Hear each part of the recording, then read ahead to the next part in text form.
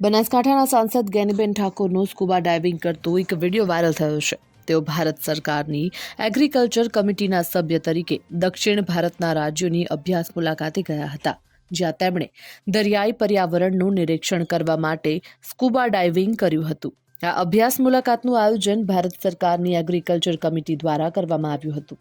આ મુલાકાતનો મુખ્ય ઉદ્દેશ્ય દક્ષિણ ભારતના રાજ્યોમાં ખેતી, પશુપાલન, ફૂડ પ્રોસેસિંગ અને મત્સ્ય ઉદ્યોગની કામગીરી તેમજ તેની સંભાવનાઓનું ઊંડાણપૂર્વક નિરીક્ષણ કરવાનો હતો। આ મુલાકાત દરમિયાન સમિતિના સભ્યોએ મહાસાગરમાં સ્થાનિક ટીમના માર્ગદર્શન હેઠળ ઓક્સિજન સાધનો સાથે સ્કુબા ડાઇવિંગ કર્યું। આ પ્રવૃત્તિ દ્વારા દરિયાઈ પર્યાવરણનું સીધું નિરીક્ષણ કરવામાં આવ્યું।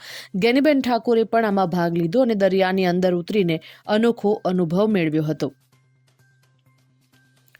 Bureau report, Gujarat fight news.